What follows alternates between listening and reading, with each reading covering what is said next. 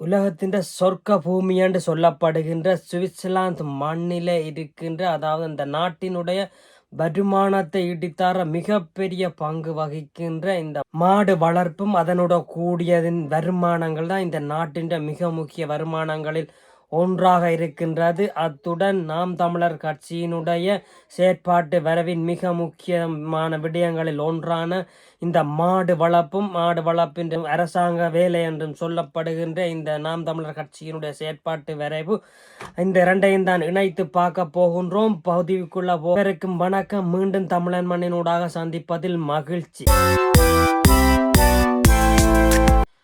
பலருக்கும் தெரியாத விஷயம்தான் இது. சுவிட்சர்லாந்து மண்ணில் என்னடா இப்படியும் ஒரு நிகழ்வு இருக்குதாண்டு பலரும் தெரிந்திருக்க முடியாது. இது மாடு வளர்ப்பு என்பது சுவிட்சர்லாந்தில் உண்மையான சுவிஸ்கார மக்கள் மாடு வளர்ப்பிலே தான் மிக முக்கியமான பங்கினை வகித்து கொண்டிருக்கின்றார்கள். அவர்களுடைய மாடு வளர்ப்பானது தொடர்ந்தும் அவர்களுடைய பரம்பரையாகவே இந்த மாடு வளர்ப்பு தொடர்கின்றது. பலரும் அறிந்திருக்க, என்னடா யூரோப்பில் சுவிட்சர்லாந்தில் எல்லாம் உலக புகழ் பெற்ற இந்த நாட்டில் ஒரு உலகத்தின் சொர்க்க பூமி என்று சொல்லப்படுகின்ற சுவிட்சர்லாந்து மண்ணில் மாடு வளர்க்குறாங்களா என்றுதான் நினைப்பீர்கள். உண்மைதான். நேரடியாகவே இந்த பதிவு இருக்க போகின்றது. இந்த மாடு வளர்ப்பு சம்பந்தப்பட்ட முழு விடயத்தையும் இதில் பார்க்க போகின்றோம். ஏன் இதை நாங்கள் பார்க்கிறோம்னு சொன்னால், இந்த நாட்டினுடைய இந்த பொருளாதார வருமானத்தை ஈட்டித்தார பங்குகளில் முதலாவதாக பேங்கும், இரண்டாவதாக உல்லாச பயணிகள், அதாவது டூரிஸ்ட் என்று சொல்லப்படுகின்ற அந்த உல்லாச பயணிகள் வருமானம், அதை தொடர்ந்தும் மாடு வளர்ப்பும் அதனுடன் சேர்ந்திருக்கின்ற அந்த வருமானமும் தான் இந்த நாட்டினுடைய மிகப்பெரிய ஒரு வருமானங்களில் ஒன்றாக கருதப்படுகின்றது. இது இப்போ நாங்கள் எல்லாம் ஊரில் இருக்கிறோம் கிடையாது, யாழ்ப்பாண மக்களும் சரி, அதாவது இந்தியாவில் தமிழ்நாட்டு மக்களும் சரி, என்னடா மாடெல்லாம் வளர்ப்புங்களடா, இதெல்லாம் மனுஷனாக வளர்ப்பான் அப்படின்னு சொல்லி ஒரு அலட்சியமாக இருக்கின்ற இந்த கால பகுதியில் இதை நாங்கள் பகிர்வது மிக முக்கியமான விடயம். அத்தோட இந்த நாம் தமிழர் கட்சியின் செயற்பாட்டு வரைவில் இருக்கிற மிக முக்கியமான விடயங்களில் ஒன்றான இந்த மாடு வளர்ப்புக்கு மிக முக்கியமான பங்கு கொடுத்திருக்கின்றார்கள். அதை விட சீமானவர்கள் ஏற்கனவே மாட்டுக்கான ஒரு மகாநாடை ஒன்றை செய்திருந்ததையும் நாங்கள் பார்த்திருக்கின்றோம். இந்த வகையிலே தான் இந்த பதிவினை பதிய வேண்டிய ஒரு கட்டாயங்கள். இந்த மாடு வளர்ப்பு இந்த ஐரோப்பா மண்ணிலையும் இந்த சுவிட்சர்லாந்து மண்ணிலையும் இந்த மாடு வளர்ப்பானது நடைபெற்று கொண்டிருக்கின்றது என்பதையும், இது ஒரு கௌரவ குறைச்சல் இல்லாத தொழில், ஒரு சுய தொழில், கௌரவ குறைச்சல் என்று பலர் நினைக்கின்றார்கள். அவ்வாறான நினைப்புக்கு அப்பால இது மிகப்பெரிய ஒரு வருமானத்தை ஈட்டி தருகின்ற ஒரு தொழிலாகவே இந்த சுவிட்சர்லாந்து மண்ணிலே இருக்கின்றது. உண்மையிலே பார்க்க போனால் சுவிட்சர்லாந்து சொந்தக்காரர் அவங்க மாடு பண்ணைகள் தான் வைத்திருக்கின்றார்கள். அவர்களிலே நான் உங்களுக்கு இந்த பதிவுகள் இடைக்கிடையே இந்த வீடியோக்களை போடுகின்றேன். அவர்களுடைய அந்த மாடு வளர்ப்பும் அதனுடன் சேர்ந்து கோழி வளர்ப்பு, ஆடு வளர்ப்பு, பண்டி வளர்ப்பு, இவ்வாறான பல குதிரை வளர்க்கின்றார்கள் என்று சொல்லி பல அந்த பண்ணை என்று சொன்னால் இதில் எல்லாமே இருக்கின்றது.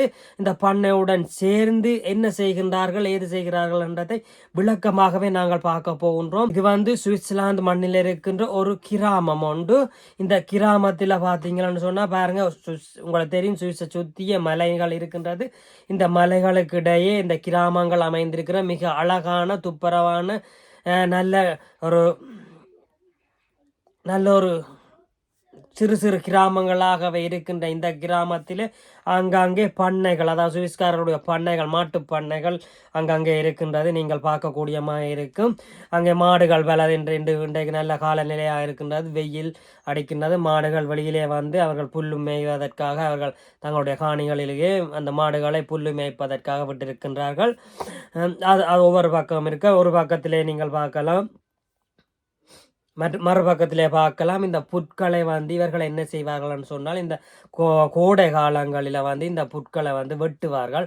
ஒரு 3 கிழமை 4 கிழமைக்கு வளர விட்டு அதை வெட்டி காய விட்டு, நாங்கள் ஊரில் வைக்கலை எப்படி பாதுகாக்கிறோமோ அதே மாதிரி இது இப்போ இந்த புல்லுலேருந்து ஒன்றுமே எடுக்கிறதில்ல. இந்த புல்லையே வெட்டி ஒரு நாள் காய விட்டு 1-2 வெயிலில் காய விட்டுட்டு திருப்பி அதை சுற்றி ஒரு பொலித்தீன் பேக்கெட்டில் இன்னொரு மெஷினை கொண்டு ஒரு பொலித்தீன் பேக்கெட்டில் பெரிய ஒரு பந்துகள் போல பெரிய பெரிய பந்துகளாக்கி அதை கொண்டு சேமித்து வைத்து இந்த குளிர்காலம், அதாவது உங்களுக்கு தெரியும் சுவிட்சர்லாந்தில் 6 மாதம் வரத்தால் 5-6 மாதங்கள் சரியான குளிர்காலமாக இருக்கும். அந்த குளிர்காலத்திலே இந்த மாடுகளுக்கு தேவையான உணவுகளை இந்த வெயில் காலத்திலே தான் அவர்கள் சேகரித்து வைப்பார்கள். அந்த வெயில் காலத்திலே தொடர்ந்தும் அந்த புற்களை வளர்த்து வளர்த்து வளர்த்து வெட்டி காய வைத்து அதனை ஒரு பந்துகளாக்கி கொண்டே சேமித்து வைப்பார்கள். அது கிட்டத்தட்ட 1 வருஷம் 1.5 வருஷத்துக்கு அந்த புட்கட்டுகள் வைக்கப்பட்டு தங்களுடைய தேவைக்காக பாவிக்கப்படும். மேலதிகமாக இருக்கும் பட்சத்தில் அந்த புட்கட்டுகள் அந்த புட்பந்துகள் விற்பனைக்கும் போகும் கடைகளுக்கு அல்லது வேறு ஆட்களுக்கு விற்பனைக்கும் செல்லக்கூடிய கூடும். இந்த பண்ணைகளை வைத்திருக்கிறவர்கள் இவ்வாறான தொழில்களை செய்கின்றார்கள். இந்த தங்களுக்கு தேவையான தங்களுடைய மாடுகளுக்கு தேவையான அந்த புட்களை குளிர்காலத்துக்கு தேவையானவற்றை இந்த வெயில் காலங்களிலே சேகரித்து வைக்கின்றது மிக முக்கியமான ஒரு பகுதியாக அவர்களுடைய வேலைகள் இருக்கும். இதெல்லாம் கையாலே ஆக்களை வச்சு செய்யறதுல ஒரு ஆள் மெஷின் உங்களுக்கு தெரியும், டிராக்டர்களை அதில் வச்சு மெஷின்களை வச்சு தான் இது செய்யப்படுகின்றது. இது பெரிதாக மனித உழைப்பை பாவிப்பது இல்லை. அதே போல் ஒவ்வொரு பண்ணைகளையும் குறைஞ்சது 20 30 40 50 பண்ணைகளுக்கு ஏற்றதை போல அந்த மாடுகள் வளர்க்கப்படும். அந்த மாடுகள் வெயில் காலங்களில் அவர்களுடைய தங்களுடைய காணிகளிலே புற்கள் வெட்டாத அந்த காணிகளிலே விட்டு அந்த மேய்ச்சலுக்கு விடுவார்கள். பின்னர் தங்களுடைய இடத்துக்கு கொண்டு காலையும் மாலையும் பால் கறக்கப்படும். இந்த பால் கறக்கப்படுகின்ற பால்கள் கையால் கலக்கிறதில் உங்களுக்கு தெரியும், சீமானவர்கள் சொல்கிறத போல அந்த மெஷின்களை போட்டு தான் இந்த பால்கள் கறக்கப்பட்டு அவர்களுக்கு கூடுதலான பால்கள் அவர்களுடைய ஏதாவது அந்த பண்ணைகளில் இருந்து ஏதாவது அந்த பால் உற்பத்தி செய்யப்படுகின்ற தொழிற்சாலைகள் அவரிடம் இல்லாத பட்சத்தில் அந்த பால்களை விற்றுக்கொள்கிற வருமானத்திலிருந்தும் அந்த பண்ணைகள் தங்களுடைய வாழ்க்கை செலவுகளை பாவித்துக் கொள்வார்கள். அதை விட இந்த மாடுகள் இடுகின்ற கன்று குட்டிகள் இடும்போது இந்த பிரதேச சபை அந்த அரசாங்கத்திலிருந்து அவர்களுக்கான அந்த ஒரு கன்றிட்டால் அதுக்கான ஒரு தொகை, ஒரு சிறு தொகை ஒன்று இந்த அந்த பண்ணைக்காரருக்கு வழங்கப்படுவது வளமை.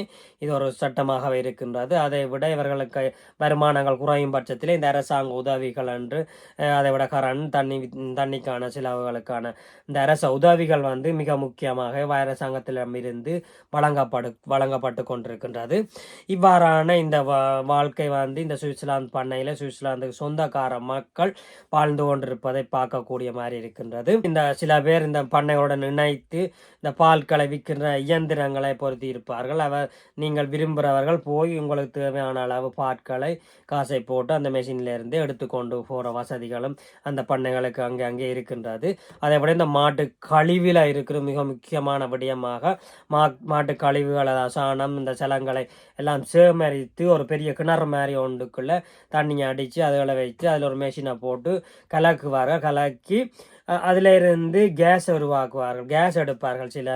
சில பேர் அந்த கேஸ் எடுத்த பின்னர் அந்த கழிவை கட்டாயமாக அவங்களோட தோட்டத்துக்கு இயற்கை பசலையாக அந்த கழிவை அவங்களோட அந்த புல் வெட்டுற அந்த புல் தரைக்கு மெஷினை போட்டு அடிப்பாங்க. அது அடித்து ஒரு கிழமை 10 நாளில் பார்த்திங்கன்னா புல்லெல்லாம் இந்த இடுப்புக்கு மேலே நிற்கும். அந்த அளவுக்கு அந்த இயற்கை பசலை மிகவும் முக்கியமாக இந்த மக்கள் பாவிக்கிறதை பார்க்கக்கூடியலாம் இருக்கிறது. இதில் இருந்து ஏற்படுகிற அந்த கேஸை அவர்கள் தங்களுடைய உற்பத்தி செய்கிறார்கள். அது அடுப்பு தேவைகளுக்கும் மின்சார தேவைகளுக்குமாக வேறு பல தேவைகளுக்காக இந்த கேஸை பாவிக்கிறார்கள். இது அந்தந்த பண்ணைகளில் கூடுதலான இடங்களில் எல்லா இடமும் இந்த பண்ணைக்காரரை உற்பத்தி செய்கிறதையும் பார்க்கக்கூடியதாக இருக்கு. அதை விட இந்த மாடுகள் சில ஆண் மாடுகளை அவர்களுக்கு கூடுதலான ஆண் மாடுகள் இருக்கும் பட்சத்தில் அந்த மாடுகளை அவர்கள் கன்றுகளை விற்பார்கள். சின்ன இறைச்சி கொஞ்சம் விலை கூடின இறைச்சியாக விலை கூடின அந்த மாடுகளாக விற்கப்படும். ஏன்னா அந்த இறைச்சி கொஞ்சம் விலை கூடவாக இருக்கிறது இங்கே. அதே போல் அந்த பால் கறந்து முடிகிற காலங்களில் அந்த வயது வந்த மாடுகளையும் இறைச்சிக்காக அவர்கள் விற்கின்றார்கள். அதிலேயுமே அவர்கள் பெரிய பெரிய வருமானங்களை ஈட்டிக்கொள்வதை பார்க்கக்கூடியதாக இருக்கின்றது. இதை விட இந்த பாலில் இருந்து உங்களுக்கு தெரியும், சீமான் அவர்கள் சொல்றதை போல தான் பாலிலிருந்து பால், தயிர், நெய், சீஸ்ன்னு சொல்லி உலகத்திலேயே மிக புகழ்பெற்ற சீஸை சுவிட்சர்லாந்தில் மண்ணில் இருந்தால் ஏற்றுமதி செய்து கொண்டிருக்கின்றார்கள்.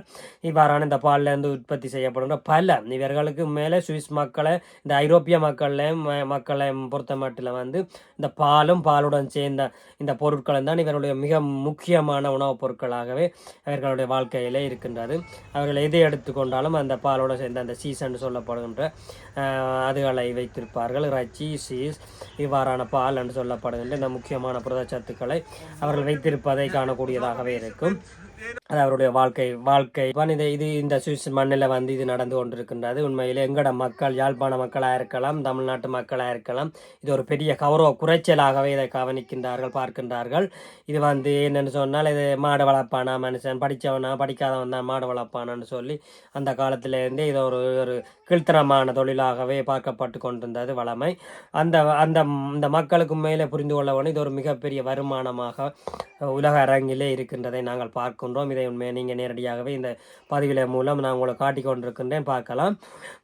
பலர் கூலிக்காக மேலே ஊரில் கணவர் வேலைக்கு போகிறார்கள். அப்படி போகிறவர் கூட கூலி சம்பளத்துக்காக போய் நின்றுட்டு பின்னேரம் வந்துடுகிறார்களே ஒழிய இந்த இவ்வாறான ஒரு பண்ணைகளை போட்டு இவ்வாறான வருமானங்களை சொந்த தொழிலாளராக வைத்துக்கொண்டு வருமானங்களை, மிகப்பெரிய வருமானங்களை ஈட்டுவதற்கு யாருமே நினைப்பதில்லை. உண்மையில் ஒரு 5-6 ஏக்கர் காணிகளை வைத்துக்கொண்டு இந்த ஒரு பெரிய பண்ணைகளை ஈட்டிக்கொண்டு உண்மையிலே பெரும் வருமானங்களை செய்யக்கூடிய, வருமானங்களை ஈட்டிக்கொள்ளக்கூடிய பல முறைகள் இருக்கின்றது.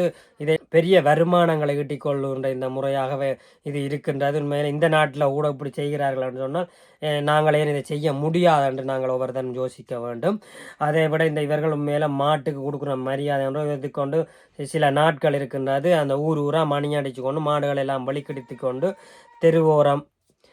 தெருவாகவே என்னென்னு சொல்ல ஒரு திருவிழாவாக இதை கொண்டு செல்வார்கள். என்னென்னு சொன்னால் இந்த பிள்ளைகளுக்கும் தங்களுடைய இணைந்த அந்த மக்களுக்கும் ஒரு பிக்கும் முகமாகவும் இந்த மாடு வளர்ப்பினை ஒரு மதிப்பளிப்பு முகமாகவே இந்த நிகழ்வுகள் அங்கங்கே நடைபெற்று கொண்டிருப்பதை காணக்கூடியதாகவும் இருக்கின்றது. ஆமாம் மக்களே, உண்மையிலே இது ஒரு மிகப்பெரிய வருமானமாக இருக்கின்றது. நாங்கள் சீமான் சொல்லும் போது பலர் சிரிக்கின்றார்கள். ஆனால் இந்த சுவிட்சர்லாந்து மண்ணிலே இது நடக்கிறது. அதுக்காகத்தான் மிக முக்கியமாகவே இந்த பதிவை நாங்கள் எடுத்திருந்தோம். இதை நீங்கள் பார்க்க வேண்டும் கட்டாயம். என்னென்னு சொன்னால் இவ்வாறான பதிவுகள் பலர் நினைக்கிறது ஐரோப்பாண்ட இதை பெரிய நாடு, பெரிய இது அங்கே இதுவே இவ்வாறான தொழில்கள் இல்லை என்று நினைக்கின்றார்கள். உண்மையிலே அப்படியாண்டு இல்லை. மாடு வளர்ப்பு என்பது மிக முக்கியமான ஒரு பகுதியாகவே இந்த சுவிட்சர்லாந்து மண்ணில் இருக்கின்றதை நாங்கள் பார்க்கின்றோம். இதை நீங்களும் பார்த்து கொள்ளலாம். உண்மையிலே நீங்கள் முயற்சி செய்யுங்கள், இவ்வாறான தொழில்களை உருவாக்கலாம்.